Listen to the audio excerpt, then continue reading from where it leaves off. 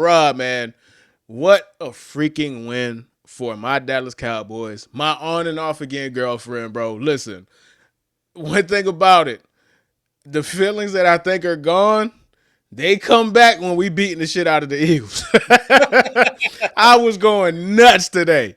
And the reason why I was going so nuts, and again, that's just to recap, the Eagles and the Dallas Cowboys that played today, it was the 425 game of the week. You already know that's how it is. Incredible game. It was amazing to watch. The Dallas Cowboys did win 24-21, but this is a macro conversation, right? Because at the end of the day, we're just 5-5. The Eagles are 8-3. They're still clearly going to win the NFC East. So I don't need to really get into the nitty gritty of the game. I just want to talk about how the game made me feel as a on and off again fan, right?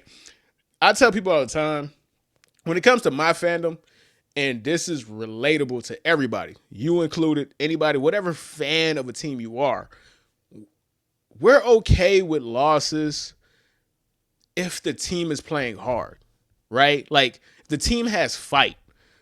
We were down 21-0. This Cowboys team, the Cowboys team that I know, they would have mailed it in. They would have mailed it in.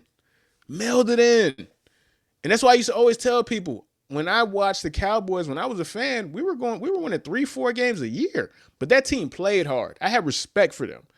This team has been spoiled for a very, very long time.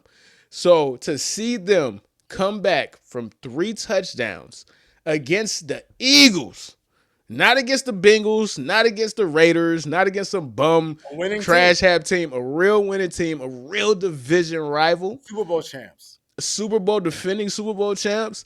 I was so proud of these boys today, man. I was so proud of George Pickens, his little IE crayons ass. I was proud of the line. I was proud of Javonte Williams, who was running super hard today. And most importantly, man, I was proud of Dak Prescott, man. So that was a long-winded lead up to get me to what I really wanted to talk about, which is Dak Prescott's legacy, man. Dak Prescott is now the all-time leading passer in Cowboys history. In terms of what?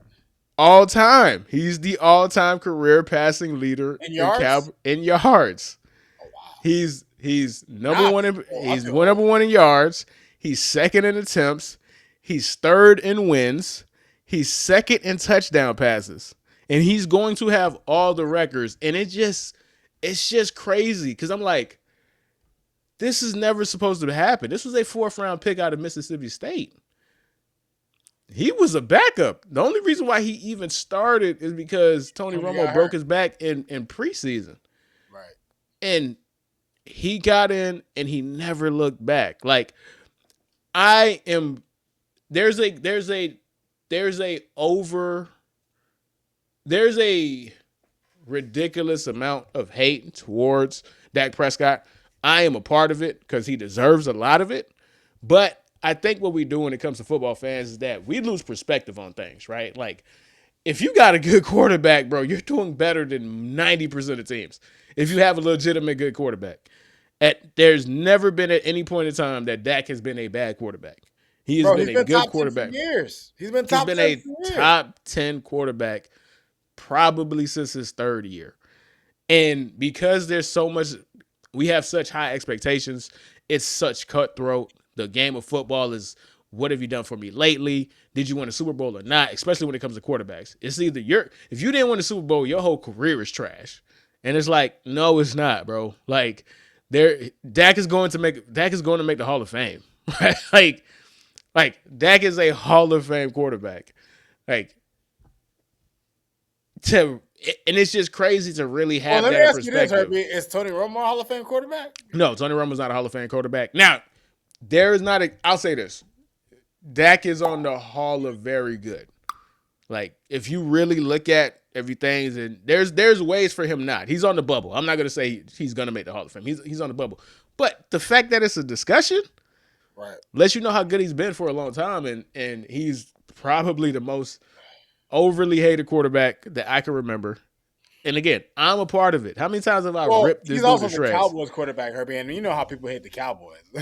That's the most popular team to hate is the Cowboys. So, Yo, Tez, I'm okay with losses if I'm doing some lines. Shout out to you, man. Shout out to honesty, man. you Let's kept it a let's buck. keep let's keep it a buck, man. Shout Hey, out to Rocky, Tez, man, you man. kept it a buck. Yes, more than Troy Aikman. Yes, man. That's what I'm telling. Now, granted, Troy Aikman is not comparable. He played in a completely different era. Passing is up. There's way more attempt. Like, it's not comparable, but it's just to put things into perspective. The longevity of Dak Prescott's career as somebody who was drafted to be a backup.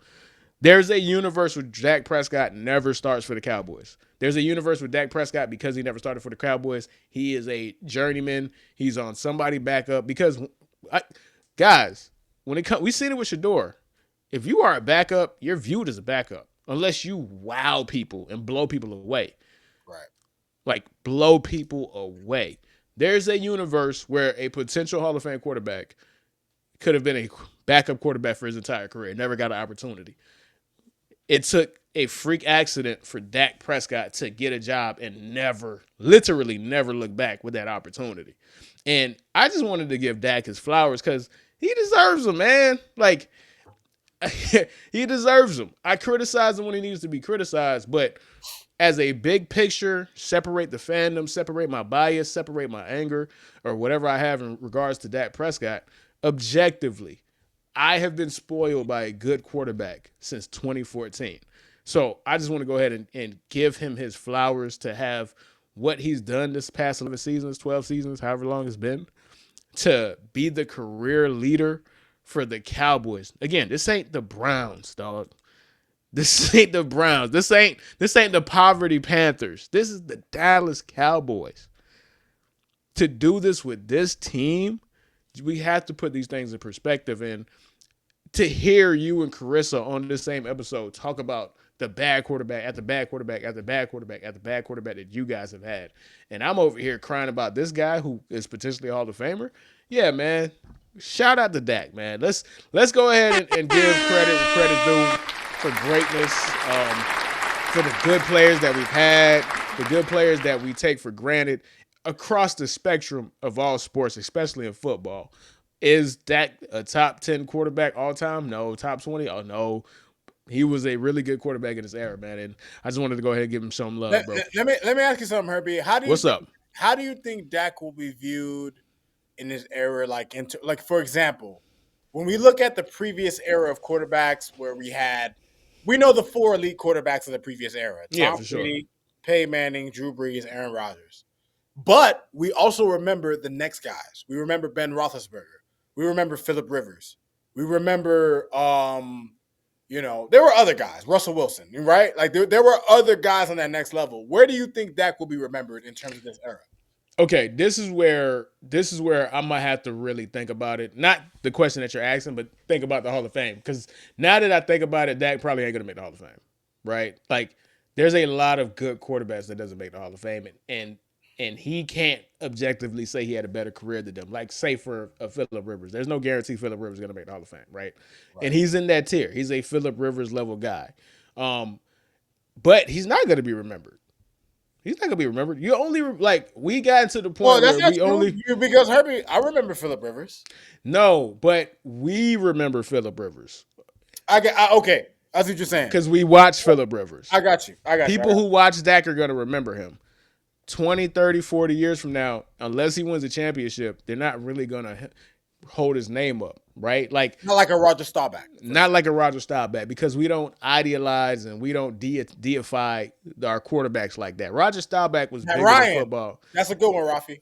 Matt Ryan, right? Like, Matt Ryan won an MVP, right? Like, you're gonna look at a list of who was the MVP. You're gonna see Matt Ryan. Dak Prescott doesn't have that to his name. He was second in MVP voting 1 year, but he didn't win it, right? Like, you're gonna look at all of these things and all these accolades, and you'd be like, you're not going to see Dak Prescott in enough things to say, who was that? Let me look him up. Let me go ahead and do a deep vibe on his career. So I don't think he's going to be remembered.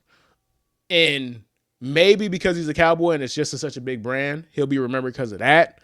So I don't know. We do remember Roger Staubach. We do remember Troy Aikman. We don't remember Drew Henson, who obviously wasn't good enough to be remembered. But there's you have to win a championship to Right. really be People aren't remembered. going to tell you about guys like Bernie Kosar Yeah, or Boomer facts. Esiason. Boomer Esiason, that's a Only perfect guys like example. us know that, how good these guys were in their era. But I got you. Yeah, so it's on him to win Hey man, we gonna have a conversation about JJ McCarthy, brother. Trust me, we Bro, gonna have Rick, a conversation. hey, shout out to you on the pod, man. We Well, gonna have a conversation about JJ McCarthy. You bet your ass on that, oh, man. hey, how many yards Cuz had today? He had 87? 87. He had 87? 87. Stop! 87. 87, man. Oh my So